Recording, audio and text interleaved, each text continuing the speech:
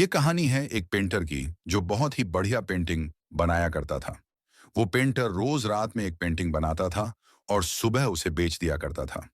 वो रोज अपनी बनाई हुई पेंटिंग को 500 रुपये में बेचता था, क्योंकि उसकी पेंटिंग 500 रुपये में ही बिका करती थी।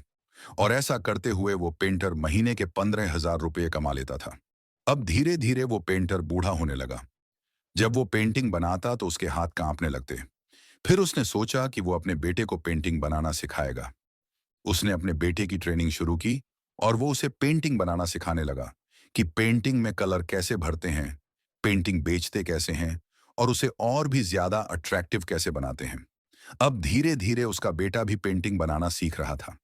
एक दिन उस पेंटर के बेटे ने अपनी पहली पेंटिंग बनाई और वो उसे बेचने निकला। जब वो घर आया तो उसने अपने पिता से कहा कि पिताजी, मैंने जो पेंटिंग बनाई थी वो मैंने 100 रुपये में बेच दी है। उसके पिताजी उसकी बात सुनकर बहुत खुश हुए, लेकिन बेटा जो था वो उदास था।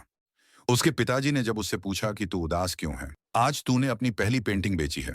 तो उसके बेटे ने कहा कि पिताजी, आप अपनी पेंटिंग को 500 रुपये में बेचते थे और मैंने तो सिर्फ 100 रुपये में ही बेची है। जरूर आप कुछ ऐसा जानते हैं जो मैं नहीं जानता हूं। आप मुझे और भी अच्छे से सिखाइए। पिताजी ने उसे हाँ कहा और वो उसे और भी डिटेल में पेंटिंग की नॉलेज देने लगा। अगले दिन जब लड़का अपनी बनाई हुई पेंटिंग बेचने गया तो पेंटिंग 200 रुपये की बिकी। वो खुशी खुशी अपने पिता के पास गया और उन्हें 200 रुपये देकर वो अपनी अगली पेंटिंग को और भी अच्छे से बनाने लगा। अब जब उसने अपनी तीसरी पेंटिंग बेची तो वो पेंटिंग 300 रुपये की बिकी और अब कई दिनों तक उसकी पेंटिंग 300 रुपये की ही बिक रही थी। लेकिन वो अपने पिता से रोज पेंटिंग के बारे में नई नई चीजें सीख रहा था।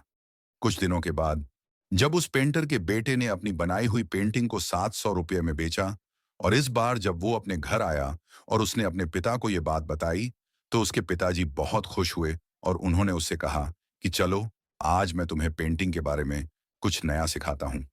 तभी उस पेंटर के बेटे ने कहा कि नहीं पिताजी, अब मैं सब कुछ सीख चुका हूँ और अब आप क्या मुझे सिखाएंगे।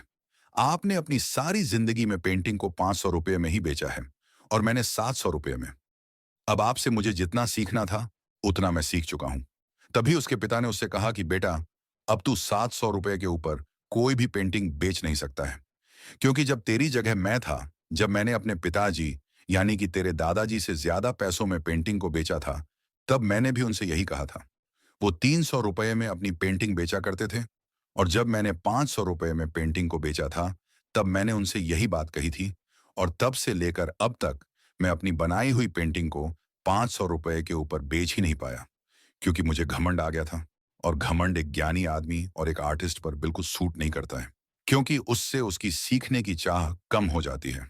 और हाँ, पेंटिंग के बारे में मैं ज्यादा जानता हूं या तू, ये पैसों से पता नहीं चलता है कि उसने कितने ज्यादा रुपए की पेंटिंग बेची। ये तजुर्बे से पता चलता है कि किसने उस फील्ड में कितना टाइम दिया है। तो इस कहानी से हमें ये सीख मिलती है कि घमंड जो है वो हमसे हमारी सफलता तो छीनता ही है, लेकिन सबसे पहले वो हमारा ज्ञान छीनता है।